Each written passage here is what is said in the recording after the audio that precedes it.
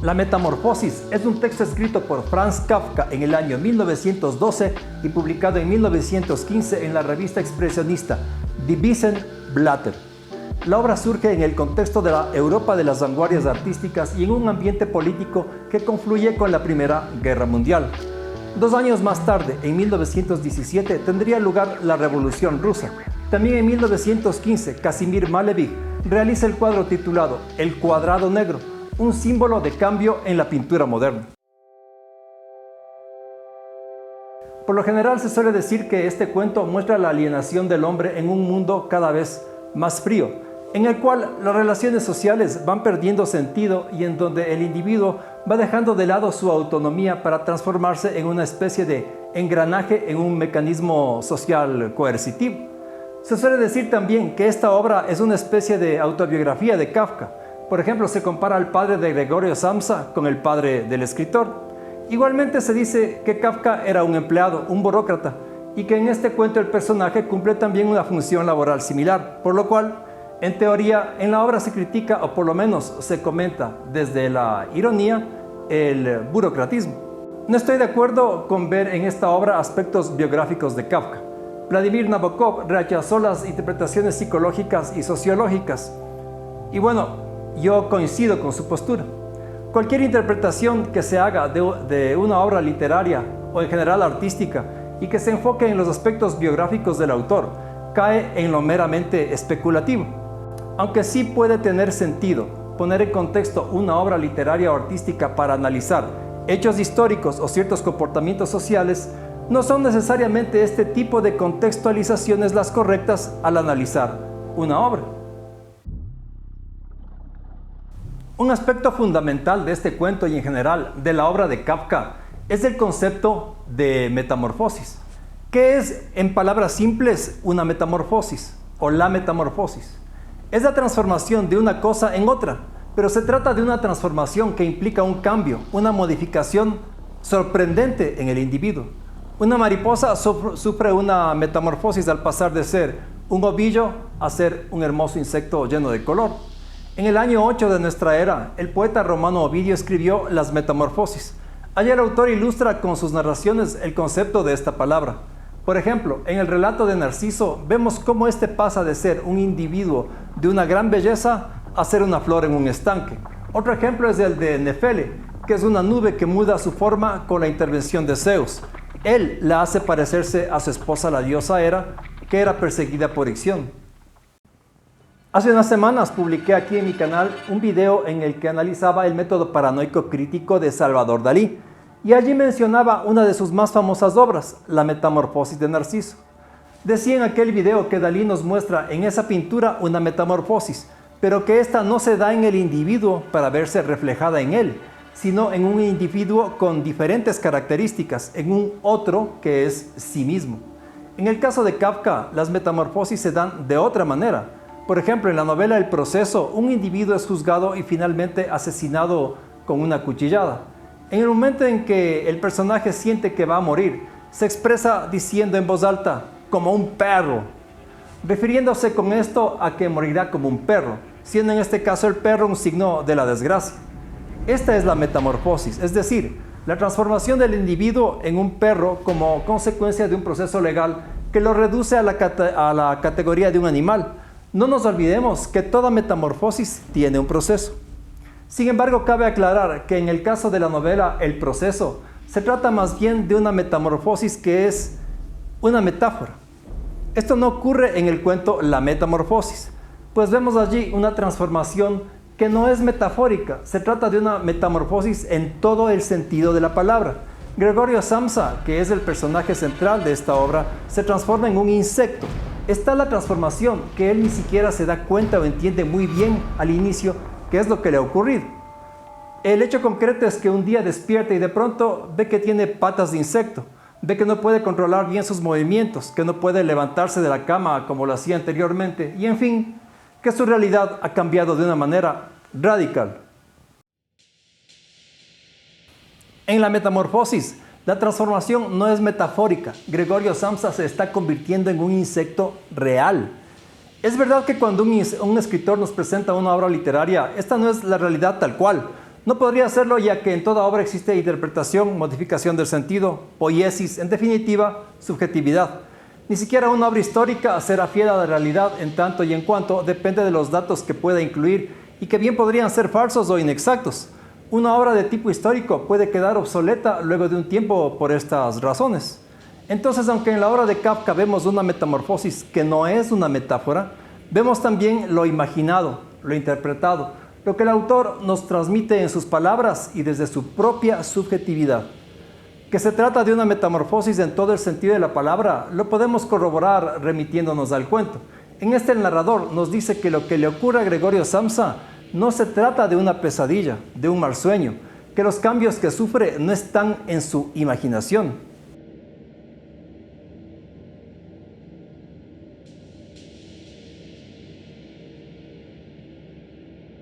Es este entonces un primer punto, la metamorfosis de Gregorio Samsa, su mutación.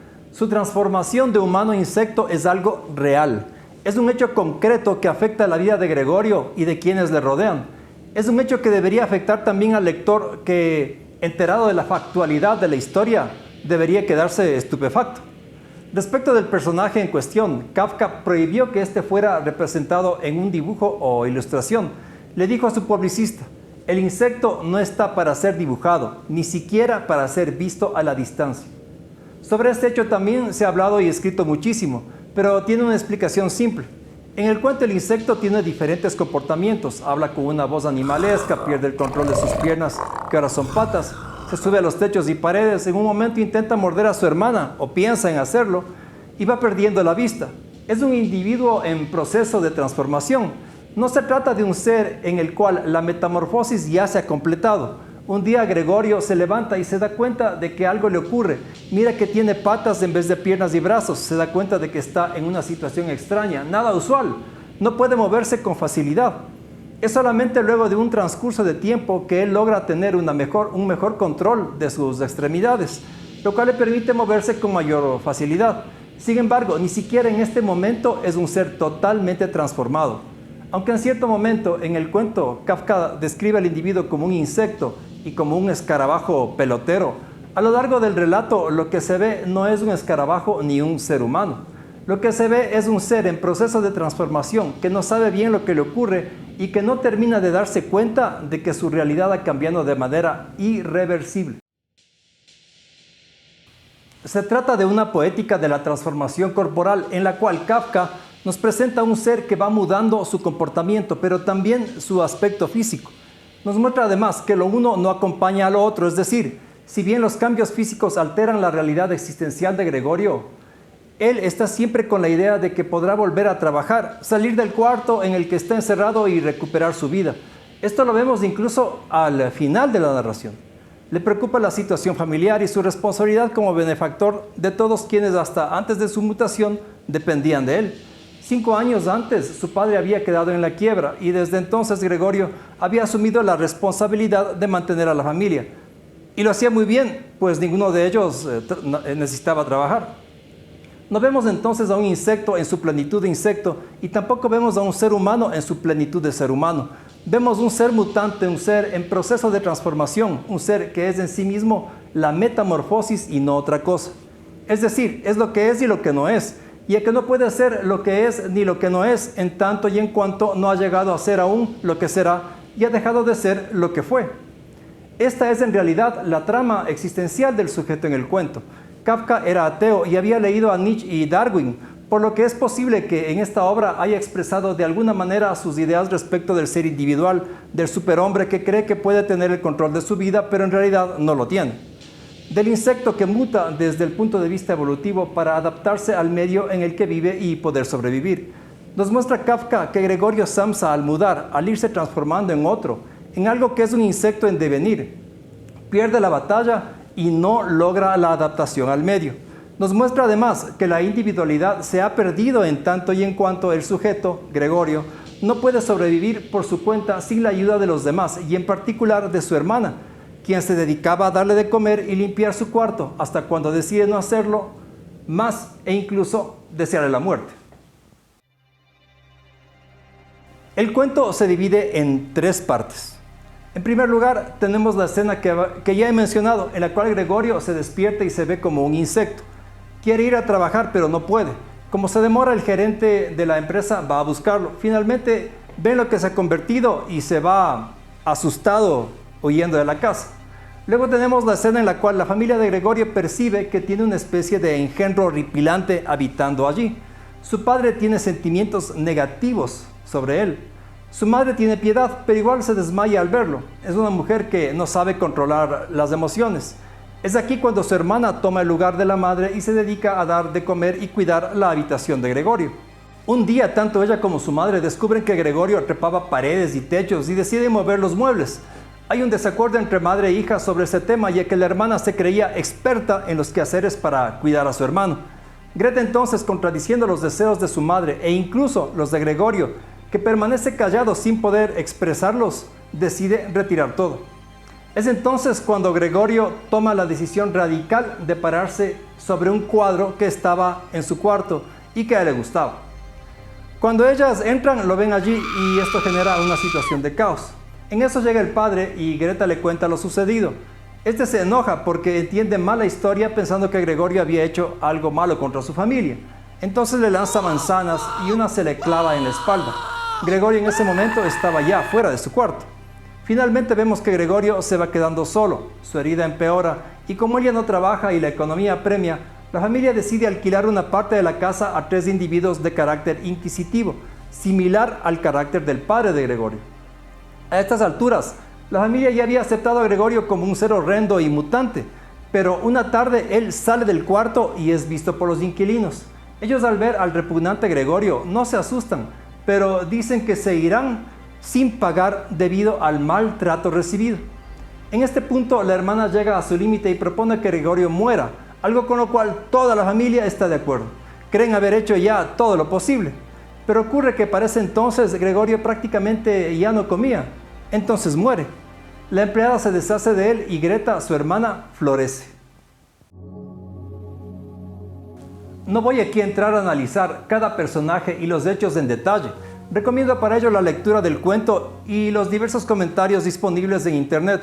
Incluyo algunos acá en la descripción de este video. Voy entonces a referirme a un aspecto puntual del relato, la escena en la cual Gregorio se para frente a un cuadro con el fin de que éste no sea retirado de su cuarto.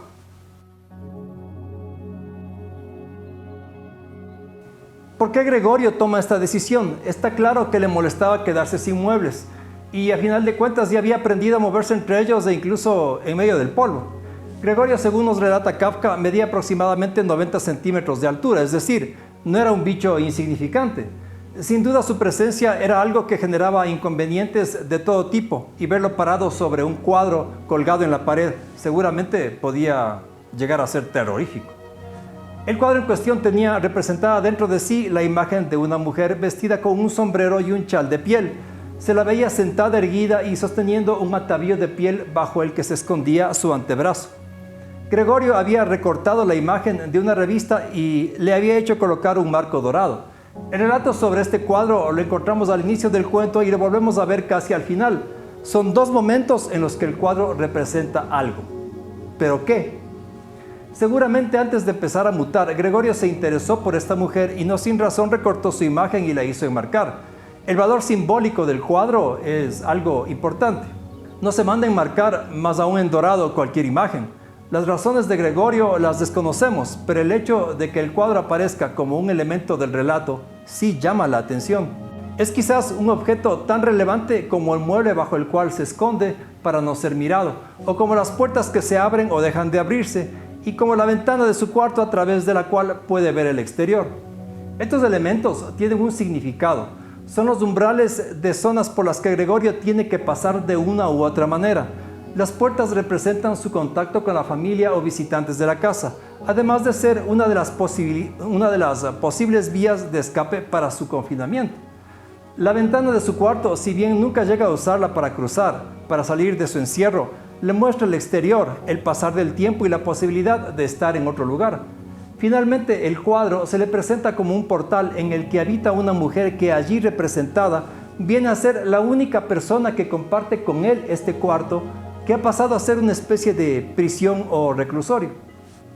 El cuadro no es una pintura. No se trata de una obra de arte, sino del recorte de una revista. La mujer que allí habita es la única posibilidad que Gregorio tiene para poder seguir cumpliendo su papel de benefactor. Ya no puede trabajar ni aportar con dinero a su familia, pues ha mutado y ha quedado incapacitado. Sin embargo, sí puede proteger este cuadro, la imagen representada en él.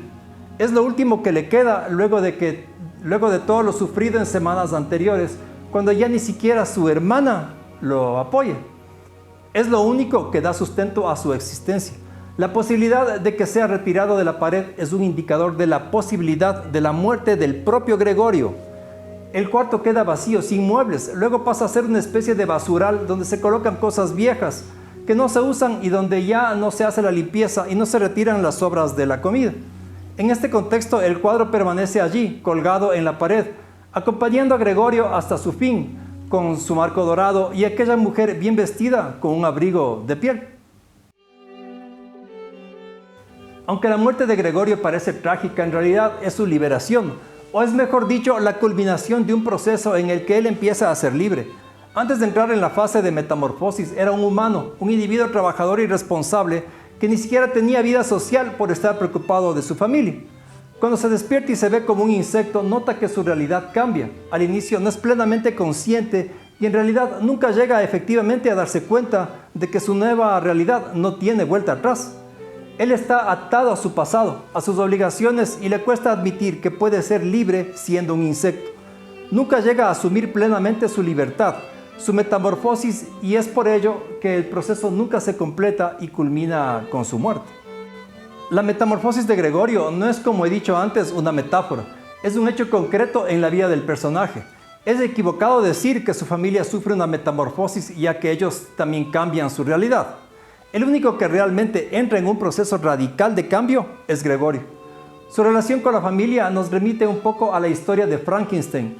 Recordemos los momentos cuando esta criatura se encontraba escondida en el cuarto de una casa en el campo y había un hueco a través del cual él podía ver lo que hacía esta familia. Podía escucharles y saber cómo eran.